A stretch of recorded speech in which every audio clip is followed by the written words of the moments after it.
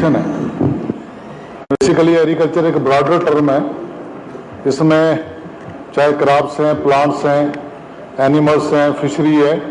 Broadly देखें तो ये सब जो इंसान ने अपने खाने के लिए, अपना फ्यूल वुड के लिए, फाइबर के लिए जो भी प्रोड्यूस किया है, ब्रॉडली ये सारा एग्रीकल्चर में ही रहता है।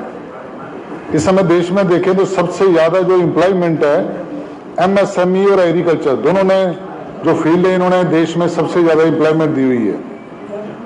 जहां तक मैं जम्मू कश्मीर की बात करूं, अभी जम्मू में 30% इरिगेटेड लैंड एरिया है और हमें कोशिश करनी चाहिए जो रावी से हमारी कैनाल निकलेगी उसको स्पीड अप करना चाहिए। तो मैं विश्वास के साथ कह सकता हूं कि जम्मू का जो कंडी एरिया बोलते हैं, हम अगर वो नहर चल पड़ेगी तो हम उसे कंडी नहीं बोलेंगे, सारा एरिया इरिगेटेड हो जाएगा। इसी तरह देखें श्रीनगर में कोई 70% इरिगेटेड है। प्रधानमंत्री जी ने कई प्रोजेक्ट शुरू किए कि किसान की इनकम बढ़े, क्योंकि सबसे ज्यादा एम्प्लॉयमेंट इसमें थी। उन्होंने 11 लाख करोड़ रुपए की सब्सिडी फर्टिलाइजर पे दी। उन्होंने 3.5 लाख रुपया लोगों के अकाउंट में डायरेक्टली डाला। इसी तरह बजट जो 14 में 25,000 करोड़ था, उन्होंने 1,27,000 करोड़ रुपया इस बजट में दिया। उनका भी एक मिशन है कि भाई इस सबसे ज्यादा फार्म में एम्प्लॉयमेंट जनरेट हो सकती है और इनकम इनकी बढ़ानी चाहिए। मैं कुछ सुजेशन देना चाहता हूं। हमारे देश की इनकम जब कोरोना के टाइम में वर्ल्ड में रिसेशन था, फार्मिंग के कारण बढ़ी थी, क्योंकि किसान फील्ड में अपना काम करता रहा तो देश की जो इकोनॉमी थी वो बढ़ी उस समय। ऐसा है कि जम्मू कश्मीर में कई सेंटर की स्कीम चल रही है, HADP है, होलिस्टिक एग्रीकल्चर डेवलपमेंट प्रोग्राम, जिसमें 5,000 करोड़ से ज्यादा पैसा सेंटर ने दिया। 23 से स्कीम शुरू है, उसमें किसानों को काफी फायदा हो रहा है। ऐसे सिप की स्कीम है, FAD world food and agriculture development organisation ने पैसा दिया हुआ है। तो 6,800 करोड़ तक उन्होंने जो बजट में दिखाया गया उसमें पैसा दिया हुआ है। 11% इन्होंने कहा हमारी एग्रीकल्चर की ग्रोथ होगी, तो उसमें रोड मैप नहीं दिख रहा। उन्होंने कहा 2.5 लाख हम एम्प्लॉयमेंट जनरेट करेंगे, 19,000 नई इंटरप्राइज बनाएंगे, पर उसके लिए हमें रोड मैप तैयार करना पड़ेगा। दूसरी तरफ जो लोग इस फील्ड में जा रहे हैं, जो प्रोग्रेसिव फार्मर्स हैं, जिन्होंने मशरूम के अच्छे यूनिट्स लगाए, उनको बिजली कमर्शियल रेट पे दे रहे हैं। मंथली 35,000 रुपया उसने वो किराया पे करना है, वो देना उन्होंने। जहां जो कि एग्रीकल्चर में जो पंप्स लगे हुए हैं उसमें वो बिजली माफ करनी चाहिए, हमने डोमेस्टिक को माफ की। तो दूसरा हमें योर डालना पड़ेगा कि जो पंप्स है एग्रीकल्चर के, उसको हम सोलर की तरफ ज्यादा ले जाए तो हमारी इलेक्ट्रिसिटी बचेगी, उस तरफ किसानों को फायदा भी होगा। इसी तरह मैं आगे बात करूं कि हमें जम्मू कश्मीर में कॉन्ट्रैक्ट फार्मिंग बढ़ानी चाहिए। और जो कॉन्ट्रैक्ट फार्मिंग, पंजाब भी कॉन्ट्रैक्ट फार्मिंग की तरफ जा रहा है। पहले वो गन्ने से शुगर पैदा करते थे, आज वो शकरकंदी से शुगर पैदा कर रहे हैं। पंजाब में शुगर कैन कम लगना शुरू हो गया। और कॉन्ट्रैक्ट फार्मिंग में किसान को भी फायदा है कि भाई जो बायर है वो ऑलरेडी उसके साथ रेट फिक्स करता है, उसी रेट के ऊपर उसको खरीदता है और उसको फाइनेंस भी करता है उसके पहले। इसी तरह मेरी एक सजेशन है कि हमें जो डिस्ट्रिक्ट वाइज प्लान करना चाहिए। हमारी जो क्लाइमेटिक जोन्स हैं अलग डिस्ट्रिक्ट में अलग हैं, सब ट्रॉपिकल है, टेम्परेट है, सब अल्पाइन है, अल्पाइन जोन है, अलग अलग क्रॉप्स हो सकती है। हमें ये एडवांटेज भी है कि हमारे पास बायोलॉजिकल फ्लोरा फाना फ्लोरा भी बड़ा है, हिमालयन के कारण पानी भी बड़ा है। हमें थोड़ा प्लानिंग करने की जरूरत है।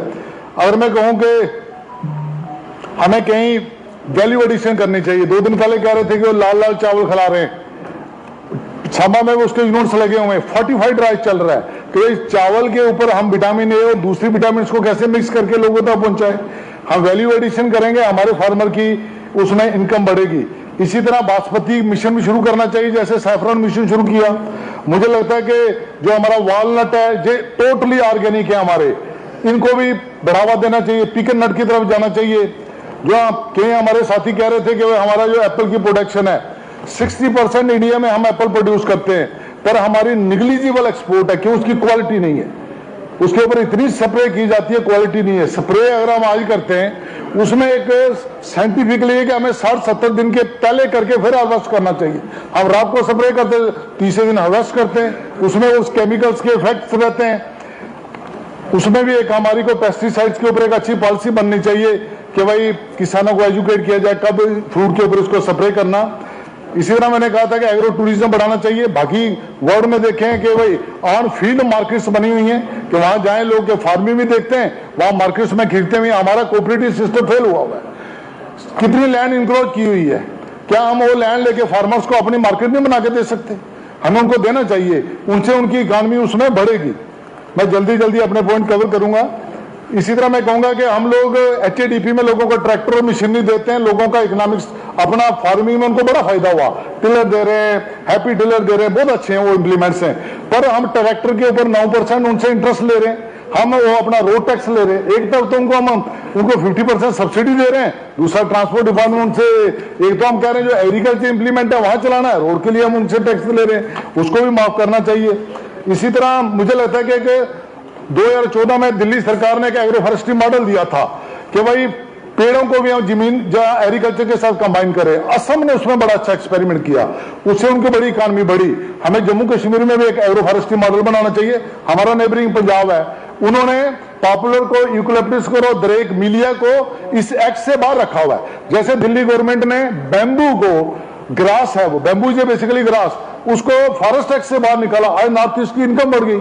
अगर हम पॉपुलर, यूकलिप्टस, दरेक को बाहर निकालें इसमें, अपने उससे वो फ्री लोगों को हैंड दें, उसे किसानों की मुझे लगता है कि इनकम बढ़ेगी। इसी तरह हमारे जो पहले प्रोफेसर साहब ने इशू लिया था कि भाई लोकल अलाटीज हैं, पहले भी श्यामलाल जी ने भी लिया था कि जिनकी फेंसिंग के आगे लैंड आई हुई है उनको राइट्स देने चाहिए, जो टिलेज राइट है कम से कम बेनिफिट्स उनको मिले। लैंड नहीं तो बेनिफिट्स तो मिलने चाहिए। प्रधानमंत्री जी 6 रुपए साल के डालते हैं, जो टिल कर रहा है उसको इनपुट के लिए बेनिफिट देते हैं, उसको देना चाहिए, वो बेनिफिट को उसको मिले, उसको नहीं काटना चाहिए। इसी तरह आज रेवोल्यूशन आ रहा है, हॉर्टिकल्चर एग्रीकल्चर डिपार्टमेंट का आ रहा है। आज ड्रैगन फ्रूट एक एक मार्केट में 70-70 रुपए का बिक रहा है। हमारे लोग उस सब शिफ्ट कर रहे हैं और स्ट्रॉबेरी की तरफ शिफ्ट कर रहे हैं। ऐसे और लोगों को प्रोत्साहन देना चाहिए कि भाई उस तरफ एग्रीकल्चर को शिफ्ट करें, पोली हाउसेस की तरफ ज्यादा शिफ्ट करें, जो हमारी पोटैटो कल्टीवेशन उसकी तरफ जाएं। इसी तरह मुझे लगता है जो KVK है उनका सैलरी का इशू था, आने वाला हमने एग्रीकल्चर मिनिस्टर साहब से बात की थी, डेपुटेशन मिला था, उनके इशू को भी इनको सेटल करना चाहिए।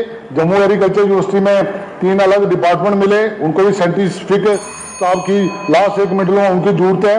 लास्ट में कहूंगा कि क्लाइमेट चेंज के कारण क्रॉप्स अपनी एरिया को चेंज कर रहे हैं। मैं एक एग्जांपल देता हूं, अगर बनाल में एप्पल हो रहा है, अगर टेम्परेचर बढ़ेगा तो बनाल से शिफ्ट होकर ऊपर चला जाएगा। अगर और एरिया ये अपनी जो क्रॉप्स हैं जो अपना एरिया चेंज कर रहे हैं, हमें माइक्रो क्लाइमेटिक स्पेसिफिक उस एरिया के लिए ये करना चाहिए। हमें ऑर्गेनिक फार्मिंग की तरफ जाना चाहिए। मुझे लगता है कि फसल बीमा जो योजना जो जम्मू कश्मीर में लागू करनी चाहिए, डाइवर्सिफिकेशन की तरफ जाना चाहिए। आज लोग गेहूं खाना बंद कर गए हैं, आज मिलेट्स की तरफ लोग जा रहे हैं। इस कारण हमें मिलेट्स की तरफ, जो हमारा स्टेबल फूड था उसकी तरफ ही जम्मू कश्मीर में जो हमारा कंडी बेल्ट है उसकी तरफ जाना चाहिए। एक मेरी सुजेशन है माइनिंग में, पंजाब में जब भी कोई फ्लड आता है, जिनकी एग्रीकल्चर लैंड के ऊपर जो भी माइनिंग का मटेरियल उनकी लैंड पे आ जाता है, वो सरकार उनको अलाउ करती है कि आप खुद एक्सट्रैक्ट करो और उसमें इनकम कमा लो। ऐसे जम्मू कश्मीर में करना चाहिए। जब फ्लड आए, जिनकी लैंड के ऊपर वो रेत बजरी आ जाती है, उनको परमिशन देनी चाहिए कि उसको वो सेल कर सके। मैं लास्ट में इतना ही कहूंगा कि एग्रीकल्चर मेन है, इसमें हॉर्टिकल्चर, एग्रीकल्चर, इसको बढ़ावा देना चाहिए, पर क्वालिटी पे कंट्रोल करना चाहिए प्रोडक्शन के साथ। बहुत बहुत धन्यवाद। रियाज बेदर साहब।